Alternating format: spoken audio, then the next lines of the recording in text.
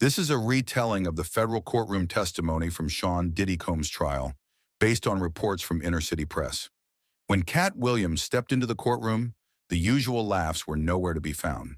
Known for his wild comedy and explosive rants, Katt now stood under oath, and his words sent shockwaves through the entertainment world. For years, he hasn't been shy about naming names: Jay-Z, Tyler Perry, Kevin Hart, Steve Harvey, T.D. Jakes, Ricky Smiley. The list goes on. People used to brush him off as unstable, but now those same names he's mentioned are showing up in official documents connected to the Diddy case. In court, Katt backed up everything he's been saying. The wild parties, the hush agreements, the secret recordings, and the way careers were made or crushed under one man's control. And it wasn't just about Diddy. He uncovered a whole network of celebrities who played along to climb the ladder. This wasn't stand-up. It was a serious warning. Because Katt didn't just talk, he came with proof. He didn't keep the evidence hidden. He made sure the world saw it. And the people he named, they might never bounce back from what he revealed. At first, the courtroom didn't know how to react. Reporters were whispering. Social media exploded. But there he was, Katt Williams, dressed sharply, serious-faced, walking into court not as a comedian, but as a federal witness. No crew, no spotlight, just a folder in his hand and a look that could cut through steel. When he took the stand and raised his hand to swear in, the room went dead silent. Then, with the same voice that once filled comedy clubs with laughter, he started. "Let me say this once, under oath, with no jokes. I warned you all years ago, and you laughed." He told the court that none of what they were about to hear was news to him. He'd been speaking on it for over 10 years, but no one paid attention. Why? Because of how he delivered the truth. "When you make people laugh, they stop listening," he said. "But I wasn't just cracking jokes. I was trying to tell the truth. I was hiding the facts in the jokes," Katt said. He went on to explain how, years ago, he started to see a pattern. The same circle of celebrities kept getting invited to certain exclusive events.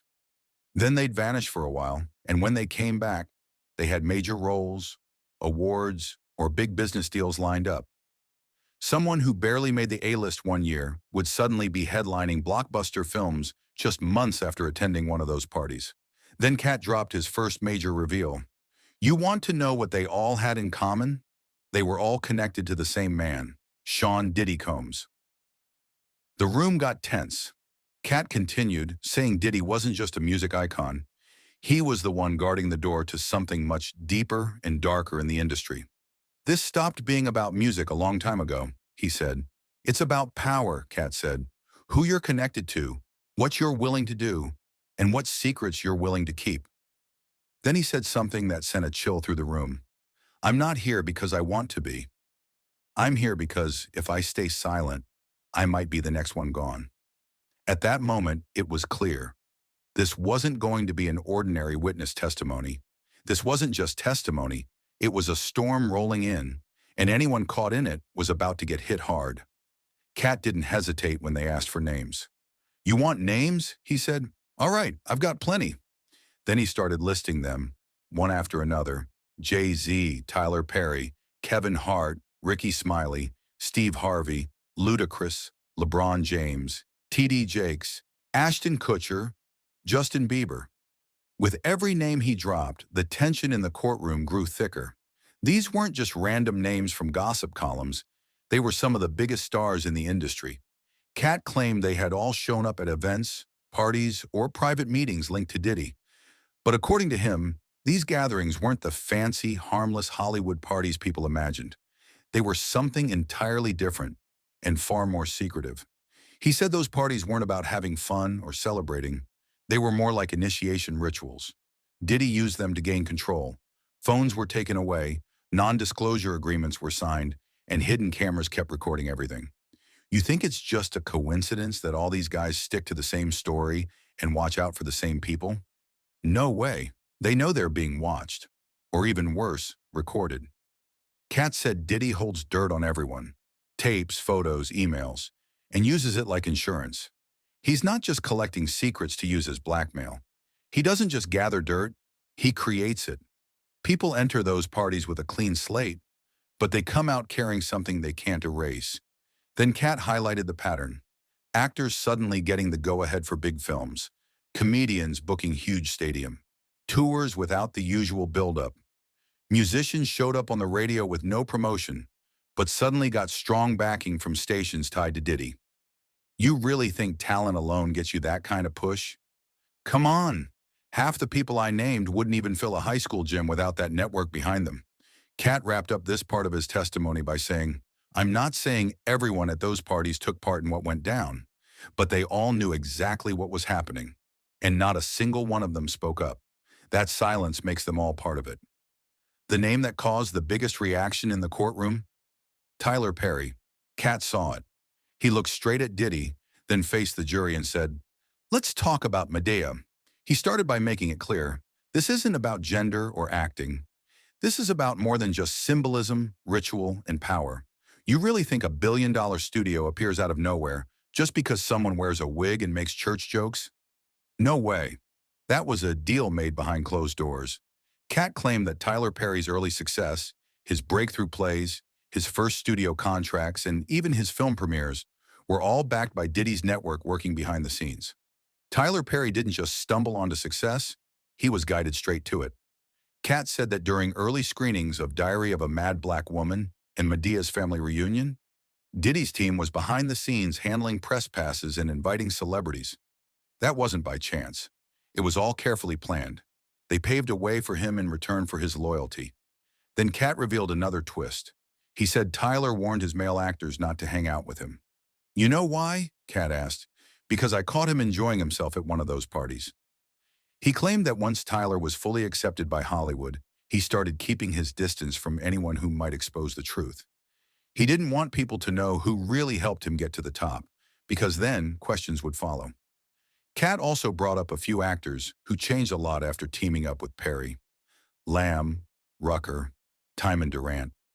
"Look at who they were before," he said. "Then look at what happened afterward." And then he delivered the line that spread like wildfire just minutes later. "Every year there's a new Medea. Every year a new wig.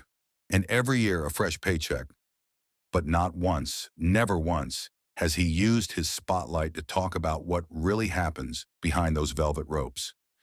Katt paused, then added, "That's not entertainment." When Kevin Hart's name came up, Katt didn't hesitate. He looked at the jury and said, "Let's talk about the Golden Boy." Katt argued that Kevin Hart's rapid rise wasn't just about talent and hard work. You really think Kevin went from BET Comic View to billion-dollar franchises by chance? You think it's normal to jump from canceled sitcoms to headlining stadiums in under 5 years? He leaned forward and said, "No, that's what happens when you say yes." "That's what happens when you take the deal," Katt said. Then he talked about the famous line that blew up online, his joke about turning down $50 million to keep his integrity and his virgin whole. He made it clear it wasn't just a joke. "That was me sending a message on," he said. "Kevin said yes to something I wouldn't. Something real. It's something that rarely gets mentioned in Hollywood unless it's part of a story." According to Katt, Kevin Hart's big break happened soon after he got connected with certain producers linked to Diddy's business circle. "Just look at the timeline," he said. "Go ahead, take a look. The movies, the Netflix deal, the big partnerships, there's always a bad boy stamp on those contracts." Katt shared that Kevin was seen at several private parties thrown by Diddy, including one in Miami back in 2013. That party reportedly had a gold room, just like what Cassie Ventura mentioned in her testimony. But the real surprise? Katt said Kevin wasn't just there as a guest. Kevin wasn't just attending. He played a role. He was the friendly face, the one who kept new people at ease. That's why he was always around but somehow never showed up on the recordings. Katt said when he turned down a similar offer, that's when doors started closing on him. Opportunities started vanishing for me. Deals fell through. Tours got canceled. Meanwhile, Kevin was landing big roles in Ride Along, Night School, and Jumanji. You don't get 3 hit franchises in a row unless someone powerful gave the okay. He finished with a harsh truth. People say Kevin Hart's funny, but that success came with a cost, one I wasn't ready to pay. Katt then shifted focus to 2 more key figures he said were closely tied to Diddy's influence, and helped reinforce the hidden power dynamics in the industry. He began with Ricky Smiley and Steve Harvey, starting with Ricky. Have you ever wondered how Ricky Smiley went from prank calls to headlining movies and syndicated radio shows? It wasn't just his comedy. Katt revealed that Ricky's big break into TV and film happened only after he attended a string of Atlanta parties hosted by Puffy's Southern crew. These weren't open invitations. They were carefully curated guest lists. People who could be useful, people who could stay silent, people who would comply. Then came the bombshell. I put it in my contract that I wouldn't work with Ricky again unless he was in a dress. Why? Because that's where he's most believable. I wanted the world to see how they reward submission. Katt claimed Ricky's first Sunday role, where he appeared in a wig and dress, was exactly the condition he set to expose the pattern. You want that bag? You know what to do. And Ricky did it. Then came Steve Harvey. Katt called him the godfather of commercial obedience. He alleged that Steve climbed the ranks not just by playing the media game, but by mastering the silence game. He saw what Diddy was doing, and instead of speaking out, he brought his daughter to dinner with the man. Katt pointed to Lori Harvey's widely discussed relationship with Diddy and how Steve stood right beside him, smiling, even after his daughter had previously dated Diddy's son, Justin. What kind of father does that? One who's playing in two dimensions. He also accused Steve of stealing ideas, including a TV pitch Katt had circulated in the early 2000s. The Steve Harvey Show? That was originally my format. They just changed the name, switched the city, and handed it over to the guy who said yes. Katt didn't hold back. Steve Harvey built his name hosting shows, writing books, and playing pastor. But when it really mattered, he stayed silent. And that silence, it comes at a high cost. The courtroom grew tense when Katt mentioned the next name, T.D. Jakes. No laughter, no smirk, just a grave seriousness. He said it slowly, like someone loading the final round into a chamber. Let me explain how this works, Katt said. When the scandals start creeping into the tabloids, when the whispers grow too loud, the industry doesn't run. It prays. Or at least they make it look like they do, Katt accused. He said Diddy's PR team used the church not as a sanctuary, but as a shield. You think T.D. Jakes preaching at Diddy-sponsored gospel concerts was about salvation? Nah, that was about sanitizing his image. Katt said T.D. Jakes provided a holy filter for the darkest corners of entertainment. They threw concerts behind velvet ropes, gold-plated communion tables, VIP seating at a gospel show. Really? Katt claimed that T.D. Jakes personally discouraged several gospel artists from speaking out about what they witnessed at crossover events linked to Bad Boy Entertainment. They were warned to keep quiet, told it would damage the church's outreach. But what about the victims? Then came the accusation that made headlines. T.D. Jakes didn't just pray over Diddy, he helped clean up after him. Katt stated that church donations, million-dollar checks, and press-worthy charity events were all part of the cover. And if you were a spiritual leader who asked too many questions, you got pushed out. No airtime, no publishing deals. Katt even claimed that T.D. Jakes knew about a celebrity sex scandal involving one of Diddy's assistants, but refused to make it public. Instead, he told them to handle it internally. That's not what a pastor does. That's what a fixer does. He ended with this. There's nothing wrong with God, but there's a whole lot wrong with the people pretending to speak for him. When you use faith to cover up sin, you're not a prophet. You're a pimp in a pulpit. Katt Williams looked directly at the jury, then the prosecutors, and said calmly, "You want to know why nobody says anything? It's because everybody knows they're being watched." He explained that for years, people whispered about what went down at Diddy's infamous parties. The candles, the gold rooms, the celebrities entering one way and leaving changed. But the real secret wasn't what happened inside, it was how it was recorded. Katt testified that multiple insiders told him about high-tech surveillance systems installed in the homes and hotels used for Diddy's private events. These weren't just ordinary doorbell cameras, he said. We're talking pinhole lenses hidden in furniture, ceiling tiles that weren't really ceiling tiles, and encrypted backups sent to servers that didn't belong to Diddy. They belonged to his team. According to Katt, the purpose wasn't just security, it was leverage. You step into one of those rooms and slip up, and just like that, Diddy's got you. Doesn't matter if you're famous, rich, straight, gay, cheating, he's got the proof. And once he's got it, you either keep quiet or you're finished. Katt said that over the years, several top celebrities confided in him, not just about what they'd seen, but about footage that supposedly exists. One brother told me straight up, if they ever release what they have on me, I'll never work again. My family would disown me, Katt said, refusing to name the person but stressing that the fear was very real. He referenced the now infamous quote from Ashton Kutcher, "What happens at a Diddy party stays at a Diddy party." And then Katt asked the courtroom, "Why do you think they say that?" Because they know what happened and what's being filmed. He linked these recordings to the sudden silence of many stars, artists who once hinted at something darker, only to vanish, abruptly pivot their careers, or launch philanthropic rebranding efforts. He alleged blackmail wasn't just a theory, it was a system. And those recordings, they weren't random. They were cataloged, dated, weaponized. Katt paused before delivering the final blow. This wasn't just about wild parties or sex tapes. This was about control. He claimed there was a digital vault, a database, holding anyone who ever got too comfortable at one of those events. As the courtroom sat in stunned silence, Katt leaned in, ready to drop his next bombshell. Let's talk about the ones who actually tried to speak up and what happened to them. Katt started with Dave Chappelle, who famously walked away from $50 million. People called him crazy, said he ran off to Africa. But if you really watched his specials, you'd see he was telling you something deeper. He said the worst thing you can call someone is crazy. It's dismissive, it shuts down the conversation. And that's exactly what they did to him, because he refused to play ball. Then Katt brought up Martin Lawrence. Remember when he was running through the streets, waving a gun, screaming, "They're trying to kill me"? That wasn't just a breakdown.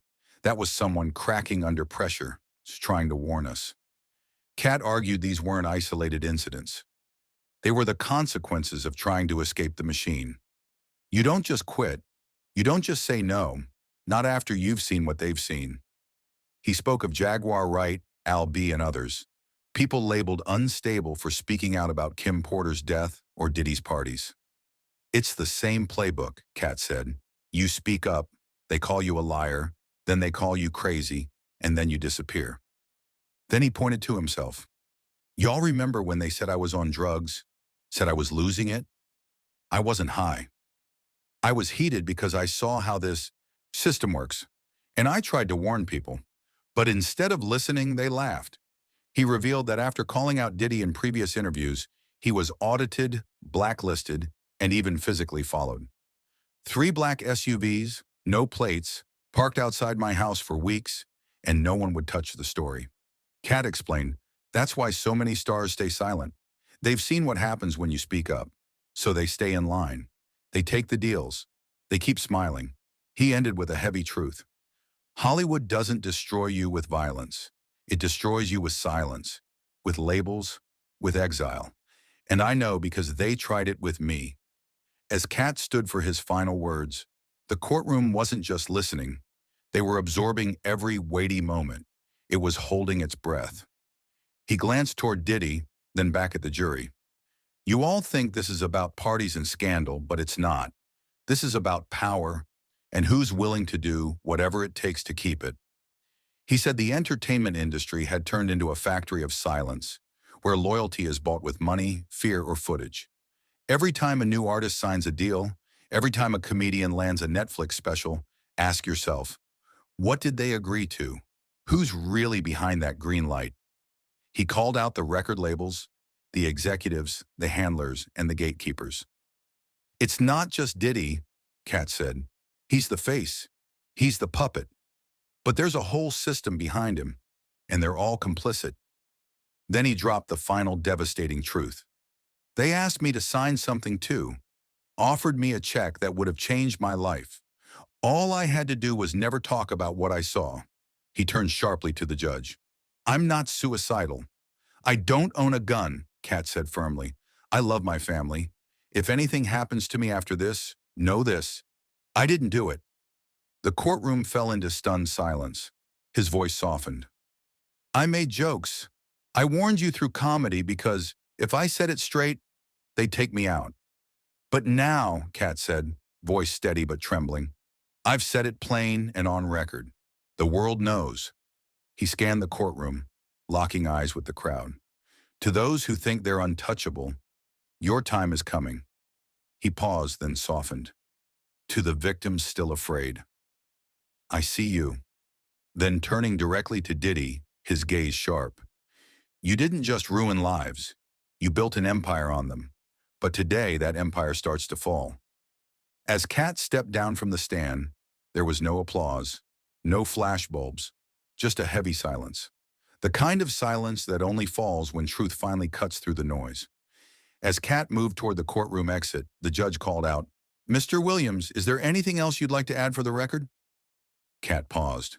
Then slowly turning back, it was clear the weight of decades had been lifted, though not entirely gone, but on the reporters, the cameras, and the empty notepad resting on the stenographer's lap. There's one more thing. He took a deep breath, then raised his finger, not at any single person, but at the room itself. You're all waiting on the next headline, on who gets indicted next, he said. But what you're really waiting for is permission. Permission to admit you've known this was real the whole time. You saw the signs, you heard the rumors, but you didn't want to believe your favorite artist was involved. You didn't want to believe your favorite pastor was complicit or that your favorite actors sold their souls just to land a franchise deal. He said, this isn't new. It isn't even about me. It's about a generation that's been lied to, manipulated, fed illusions of success while the truth stays hidden. Fame is the carrot, but behind the curtain, there's a price. Some pay it with their bodies, some with their silence, and others with their lives. Katt stepped closer to the jury box, lowering his voice. I've watched too many good people disappear. Kim Porter, Andre Harrell, people who wanted to talk but never got the chance. And now I'm here because I do have the chance. Because I will talk. He raised his voice one last time to everyone who thought he was just a comedian. I am, but I'm also a witness, and what I witnessed will not be forgotten. He stepped back, nodded once at the judge, then walked out of the courtroom, not with fanfare, not with applause, but with something far heavier, truth. And behind that truth, a warning. Everything that was hidden is now in the light.